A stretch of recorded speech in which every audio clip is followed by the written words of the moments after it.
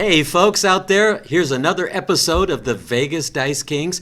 I want to introduce Patton Pending to my right. Hello, Patton Pending. Danny Kratz. And of course, our special guest, Jimmy Cheese. Welcome. Welcome. Now, before we get started, Patton Pending, is there anyone you'd like to acknowledge out there? Oh, absolutely. I got the legendary Joe Torres and Timmy O'Neill up there, New York. I'm telling you, I hope you gentlemen have your coats on. I hear it's just a little bit chilly up there today. And the Gamblers General Store. I would love to say hello to them. And hopefully all is well. Danny, Craps, what about you? Well, I'd also like to say hello to the Yankee skipper, the legendary Joe Torres, and his pal Zimmerman. I remember him very fondly. And of course, I had met Frank Torres on several occasions and had the pleasure of having dinner with him. And he was quite a man. I heard some really wonderful stories about Frank Torres. So rest in peace, Frank. You were a dynamite man and a great baseball player. Absolutely. And I'd also like to, I had some people call me about Lee Mock, that we showed his neon last week, and fabulous, and his lovely wife, Savon, and their children. And Cheese, is there someone you'd like to shout out to? Well, just real quick, I want to thank my daughter for telling me to write all this stuff down. And she says, I know you got a good memory, Dad, but how long is that going to last? And Natalie is a lady I worked with that she saw the show and she loved it. And I really respect her opinion. And last but not least, my wife for putting up with me for almost 40 years. And I want to thank you guys. Since the last time I saw you, I'm now a senior citizen. Yes. Congratulations, Cheese. It's great signing up for Medicare. I love Finally it. hit the fourth quarter, huh? Don't forget the AARRP card. When you open that door, it's still creaking, Cheese, but it opens. So, Very good. Excellent. What We made it. you're not kidding. We've got some interesting topics. Absolutely. Patton, Cheese. Let's start with you. Mine was I wanted to like I said, I'm new to this city. I've been doing this 41 years, and I'm still the baby of the group. But when these guys, their fathers, they have a story to tell. I want Danny to tell you about his dad that came here in the 1950s. My dad came in 1950, but prior to that, my dad came here as a kid when he was 14 or 15. My dad was born in 1931, so that would have been 1946, probably right after the war. My aunt and uncle lived here. My uncle worked for the Union Pacific Railroad, where the plaza is today, and my aunt worked at the Elwell Hotel, which was right behind the Golden Gate, back in the late 40s. And my dad was fascinated, almost like the story you told when you came through here at 9 years old. My dad had a fascination, even as small as the town was, the lights it did something to him. And he always, in the back of his mind, he told me later on that he wanted to live here. So he brought my mom on a honeymoon, and supposedly my mom was a country girl from Reedley, outside of Fresno, and she thought they were just going to visit, but they ended up staying. So my mom, they lived in the back, a little apartment of my aunt and uncle's off of Wilson, just across from Bonanza before the underpass. And my dad was working as a laborer. And then he met a fellow named Jimmy Lawler, good-looking guy from New York, and he met a gal named Florine, whose father owned half of the Boulder Club. So he didn't want his son out there in the hot sun. He said, you're coming into the gambling business. And Jimmy didn't want to go in alone, so he said, Frank, you're going to have to come with me. My dad says, I only had a 6th grade education. He says, all you got to do is add 2 and 2 is 4. Okay. And so they both went to work at the Boulder Club, dealing dimes and silver. And that was the start of it, Mr. Cheese. Wow, that's funny, because my dad worked at the Boulder Club. He came out in the 40s, and he started at the Boulder Club. He was in construction when he first came out, doing a lot of woodwork and stuff, building houses or whatever. So he went to work at the Boulder Club over there, and I think he met your father, Frank, over there. I think so. Because of the building of the houses. Yeah, in the later 50s, like 56, 57. Yeah, that goes back. That's going back a little bit. And just a quick note, after my mom got out of the laundromat, she was drip dry, she went and got a job as a change girl at the Monte Carlo. Yes, the Monte Carlo. Absolutely. So Jimmy, let me ask you a question. Since you were the baby out on the strip and everything, you worked at Caesars and you were the baby out there. Was there anybody that really that stood out in your mind that really made you? Yeah, I mean, I had heard stories of the superstars, the legends, but I met one. He was referred to as Big Al, and Big Al to me was like James Caan on steroids. He had a booming, deep voice. He was big, and when he told players what to do, they would do it. And my one story with Al, I didn't work with him a lot. He was very intimidating. He was on the stick or the pole in the dice game, and I'm coming off of a break, and I tap him out, and he looks down at me, and he says, "Give it 2 rolls, and ask this guy for the odds on our bet," which is another bet. I'm asking for another $25 for a bet for us. So 2 rolls go by, and I look up at the guy. I says, "How about some odds for the dealers?" And I got ignored. 2 more rolls go by. He says, "How about a green chip for us?" He ignored me. Another roll goes by. Al leaned across the table and got right in his face and says, "But a green chip down from me." And the guy goes, "Oh, okay, Al." Okay, so that's how you do it. First, you ought to be about 6'3". And then about 4 or 5 more rolls go by, and it's a 7 out. We lose the bet. And there was an old-time dealer, Joe, on the base, and he called me a muskrat in Italian. So to this day, I'm afraid of the point of 5. Like, I can't call this. But yeah, it was just going back in the days, like when these guys came, when you see Las Vegas and all the sports arenas, the venues for music and concerts and all the great restaurants, yeah, I think about the guys like their dad that came to a town that was doing something that was illegal in 49 states and really just took a chance that it was going to grow. We never thought it would grow to what it is today, because I remember in the 80s, people were talking about, well, you should buy land, you should do this. Well, they were talking about legalized gaming in California, and there would be major casinos in San Francisco and LA, Hollywood, San Diego, and it's like, well, who's going to come to Las Vegas? You know, I mean, if they're going to have mega resorts up and down the coast. So people got a little hesitant that it wasn't going to grow like it did. And that's why I think about those guys. Well, it's amazing because a lot of people that come here and they get to meet up with us and everything, they actually thought that we commuted to work. They didn't know we lived here, that we had a community here. We had, no taxes, none of that. But we had a really nice. This was a beautiful town back then. As kids growing up in it, man, we had the run of the city. Oh, I mean, we had everything. You didn't have to lock your doors. You could leave the keys in your ignition in the car if by mistake or whatever. You never thought about on the way to school that you were going to get kidnapped by a pedophile. I didn't even know what a pedophile was. I thought you bought it at the hardware store. I didn't know. Sure. The hardware store was downtown, Von Tobel's. That's where you went. It was right in the middle of downtown.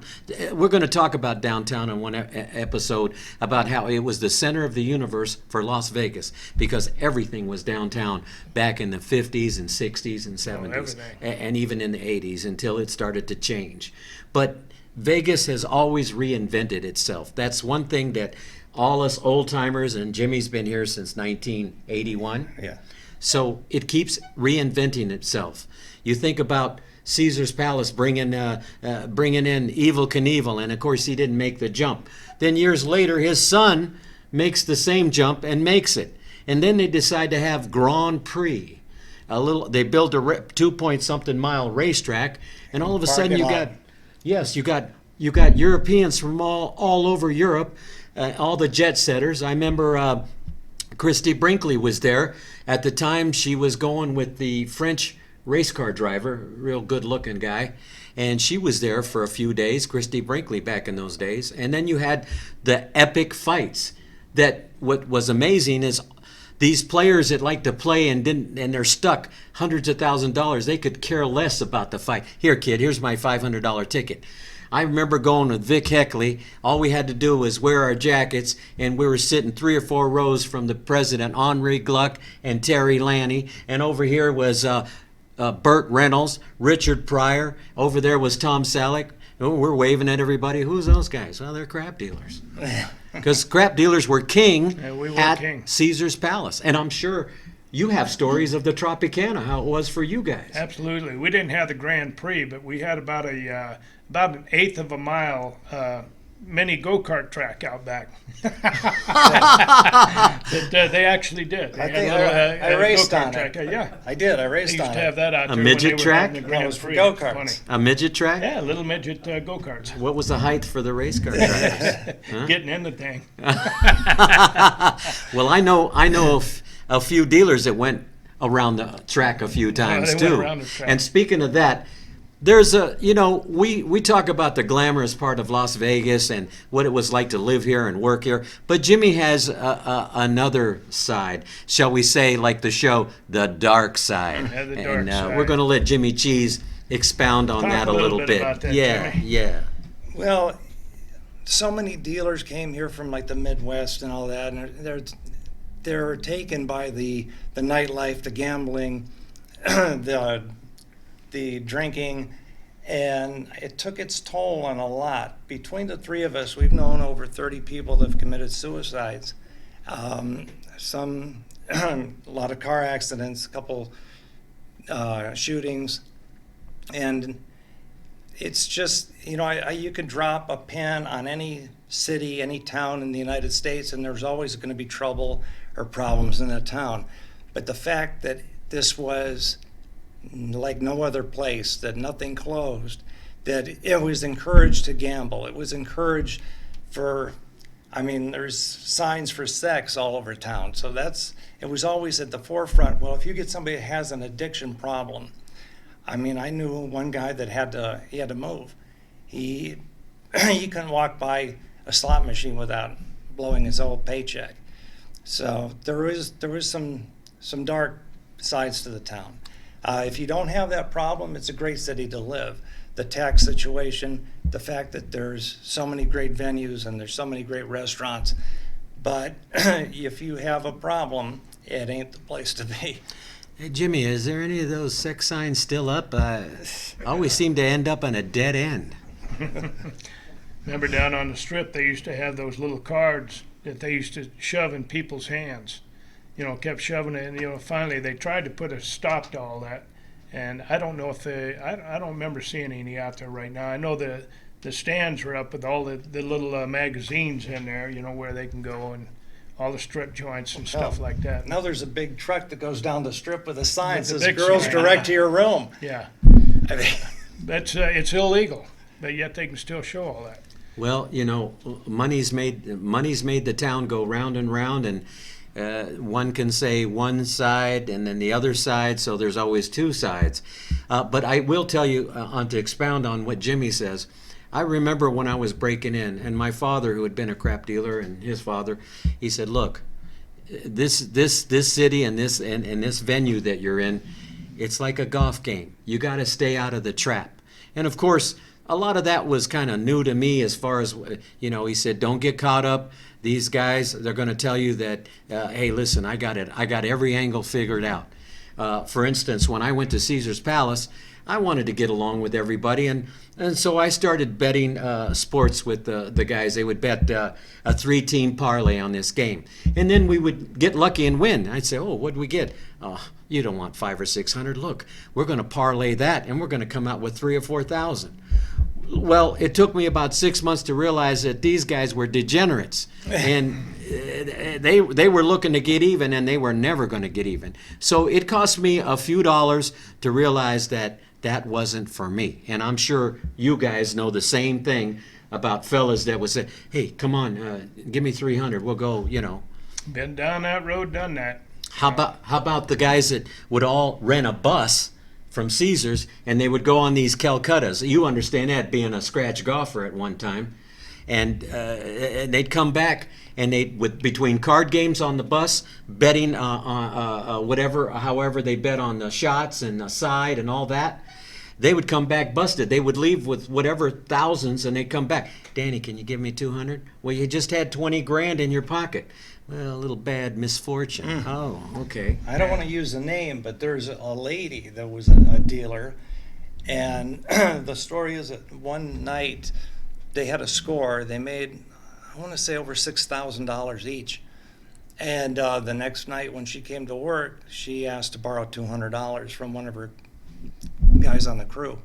So she had a problem. And I think she's still working, and she's up there in years. But, people just get that addiction, and it's tough. Heck, we had a dealer that I used to work with that, you put all your tokes in a little box, about so big, and you'd write down how much tokes went in the box. At the end of the night, you go to cash them out, you'd be $100 short.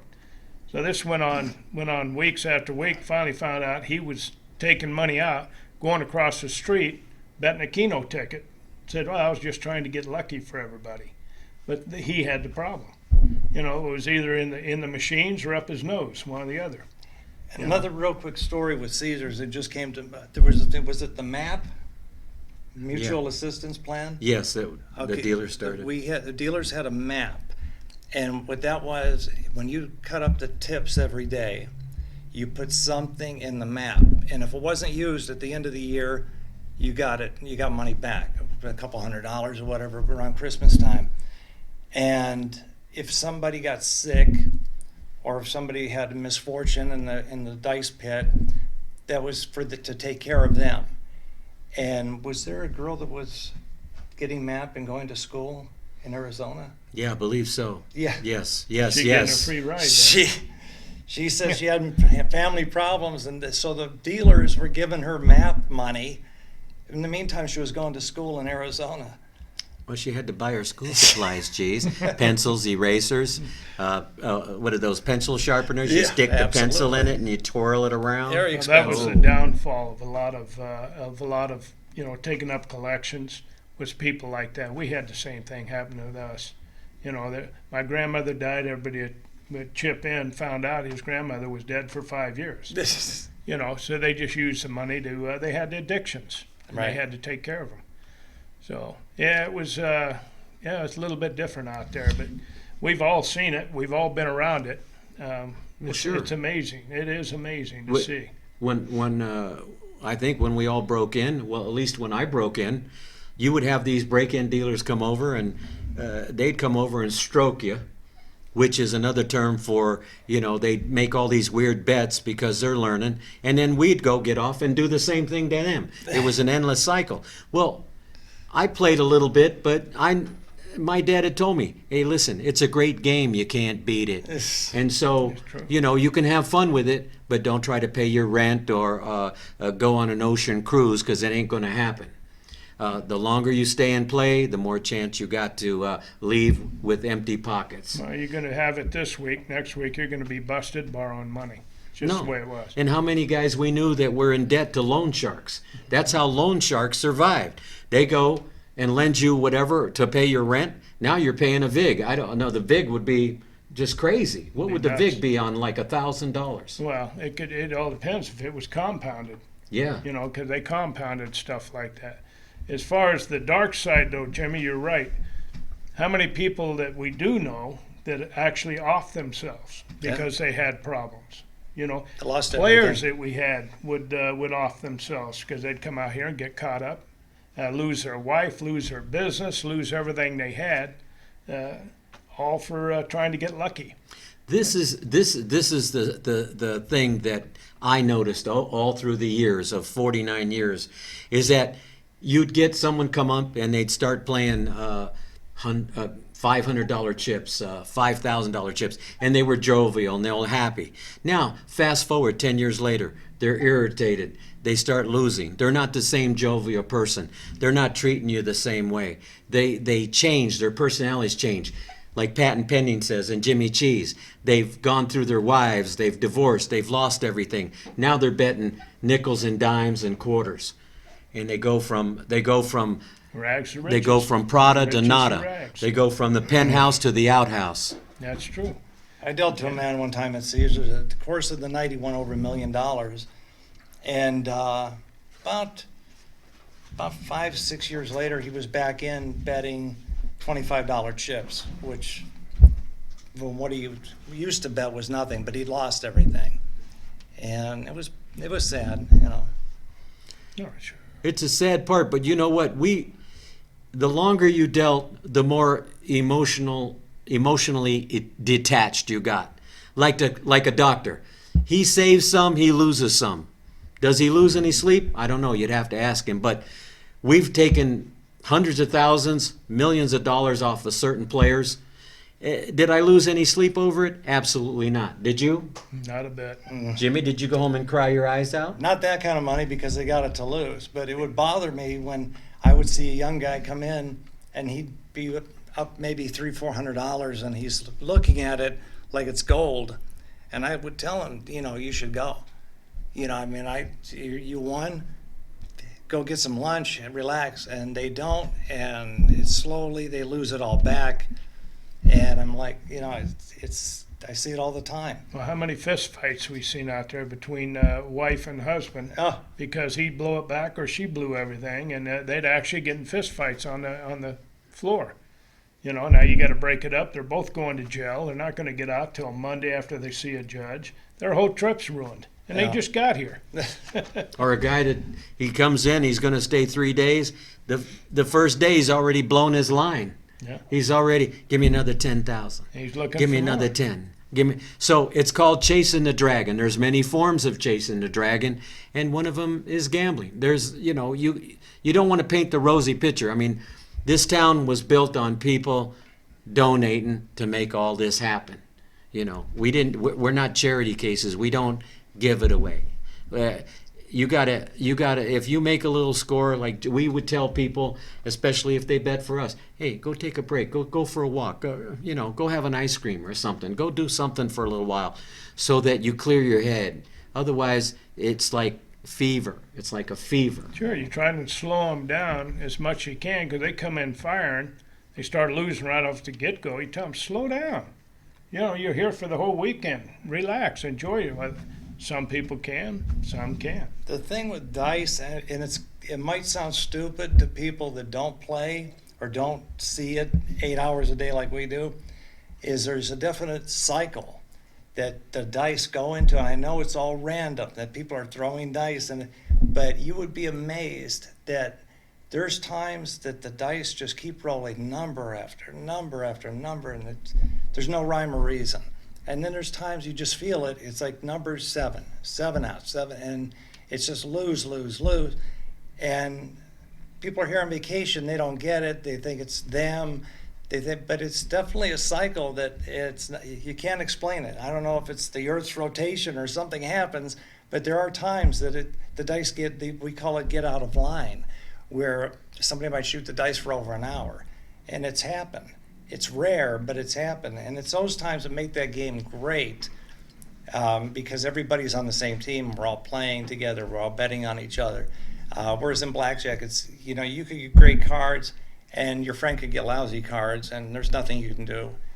He's going to go home broke, and you're going to home with money, and you're going to have to buy him lunch. How about this? When we were going table for table, as Pat and Penny would know, sometimes you'd be on a stick and you were singing like Frank Sinatra, I did it my way.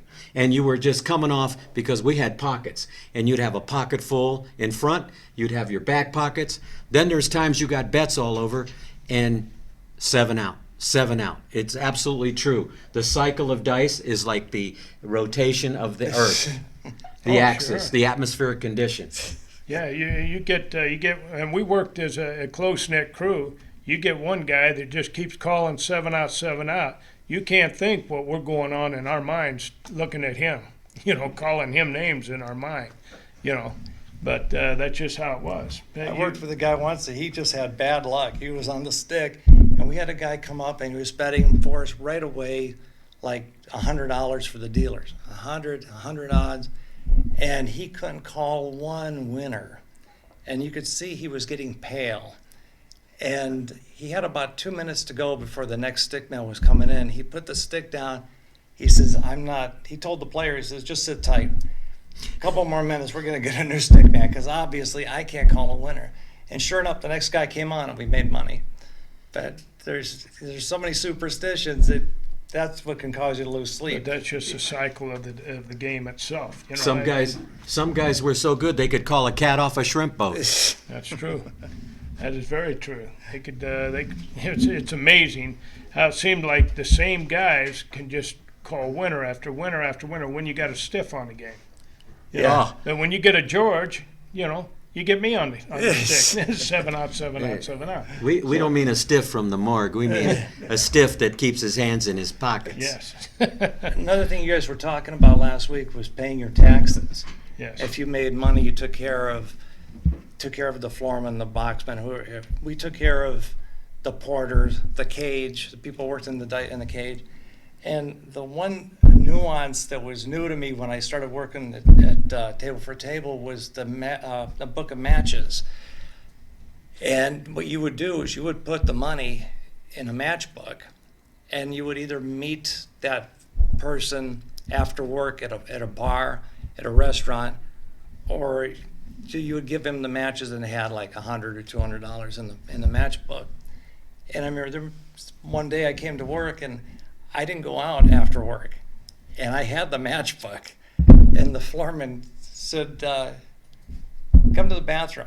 And I'm like, Oh "What?" my! He goes, Come to the bathroom. That's he a goes, great story. We "So might have to save that for was he a later. kid? He goes, "You have any matches for me?" Like, oh my God, yeah, right. I had him in my pocket, but I totally forgot. Well, he wanted to strike up a conversation with you, Cheese. Took it out of your pocket, Without dropped it a on doubt. the floor, and now you're stumbling, trying. Oh my goodness! Listen, they used to have early out for boxmen. None of them left. Yeah. They all stayed, and there was a gauntlet of boxmen. We went out a certain way, and they'd all be there, it was smiling and stuff. And a lot of times, I would have whatever it is in my hand cup, and you went around shaking their hands like a politician. Here you go. Oh, thanks, babe. Or the boxman would let you know, I was on your game for 2 hours.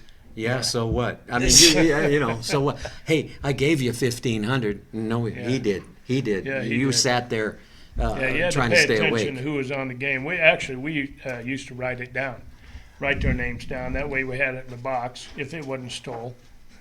Yeah, but but what we also did is when we had money in our pockets, we went and spread it around town. Restaurants, we go to the bar, we took care of the bartender, we took care of the waitress, we took care of everybody. We were giving back to the town. We did do that. We knew a guy, his first name Jerry. There's a lot of bartenders that made a fortune off Jerry. And Oh, you know who I mean? absolutely. JM for short. He was unbelievable. He was the greatest.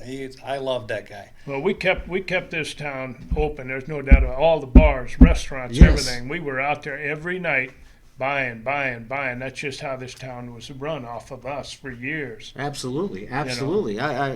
I mean, I knew a lot of dealers that took care of damsels in distress. Sure. Yes. Until corporations come in, they started sliding all out. It changed. Of Yeah, course, you that's- can blame that on Howard Hughes when he brought Absolutely. corporate America in. ideology to Las Vegas.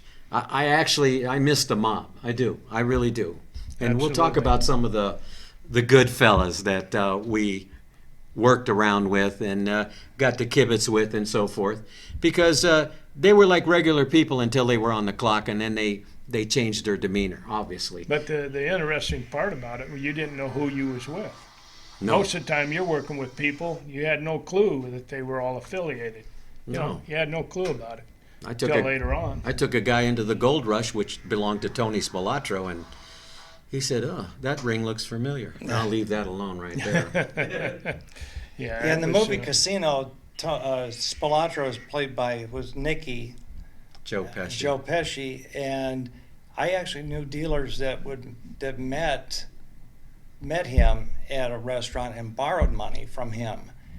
And I lived in town when he was here, but after I watched the movie, there's no way I would have thought about borrowing money from that guy. He hung out at a place called My Place that was off of Maryland Parkway and Flamingo, behind the public library. Yeah. And I met him there. I went there with K. Bush, not the one K. Bush, but there was Dick K. Bush and his brother. And they had a sister, Vicky. Yes, they were from Detroit. Mm-hmm.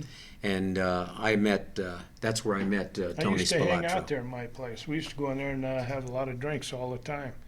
In fact, I dealt to Tony at the Aladdin when I was a kid. But after you got to see who he was and everything, you just leave him alone. Yeah. Yeah, You don't want no part of it. When I met him, I just said, "Hey, nice to meet you." And he says, "Oh, you ever need anything?" I said, "Thank you very much. I appreciate it." I already knew where it was going, and I wasn't going there. No, just leave that alone. Not at all. Not at all. Yeah, we had some But, good characters, though. Some really good characters. I want to say I hope you've enjoyed the show. We really appreciate your patronage and listening, and the reviews we're excited. We want to continue this show. We have so much more. Absolutely. Patent Pending's days at the Tropicana and the Aladdin. The Cheese worked at the Silver Slipper, which was known for This Is Boylesque, and the boxing matches, and all the other people that hung out there from the other hotels. Jimmy has some great stories of the Silver Slipper. And Jimmy, Joe, taking a shot, buddy, taking a shot. Absolutely. They'll know what I mean. Absolutely. Keep them bones rolling. Keep shaking, rattling, rolling. Absolutely. Yeah. This was fun. I You want enjoyed to it. give a quick tip on if people want to learn how to play dice? You talked about the Gamblers General Store that they've Oh, got books on it. absolutely. You can go down there at the Gamblers General Store and pick up all the paraphernalia you need for learning how to play dice and stuff like that. It's just watching your money.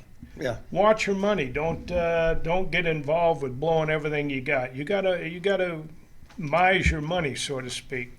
Know when to hold them, when to fold them. Speaking of blowing, don't blow on the dice right now because of the COVID pandemic. No, that's Just true. keep that until the In coast town, is wear clear. your mask. So don't blow it, if you know what I mean. Yeah, like you said, money management, know where your bets are, keep track of, how much you're ahead, or if you're losing, when to cut back, Back when off, to go sure. forward. So many people just go in haphazardly and they see all the bets on a crap game and they get overwhelmed. It's up to the dealer to know where your money is. I mean, he'll look out for you, but just kind of keep track of what you're doing. And if you learn the game, it's one of the greatest games you can play because, like I said, it's a community thing. Everybody's on the same page. That's where it differs from pretty much any other game in the casino. I think Kenny Rogers might have got the idea of when he learned how to play craps from yours truly, Danny Craps. You got to know when to hold 'em. You got to know when to fold 'em. And I think that gave him the spark. Yeah. And then next thing you know. That's true. Money management. If you're going to play the game, know where you're at. Know where you stand with your money. Absolutely. So, anyhow, thank you so much for everybody. Patent It was a Pending. pleasure. Jimmy Another Cheese. great day, another And great congratulations, Jimmy Cheese, on getting a year older and Yes. joining the Senior Citizen Club. If I would have known I would have made it to 65, I would have taken better care of myself. Jimmy, I got a present for you. It's an oil can. You're going to love it in case you start to squeal. Oil me. Thank you, folks. Thank you Keep very watching. much. The Appreciate Dice it. Kings, Vegas Dice Kings. Keep Vegas watching. Dice Kings. Thank you.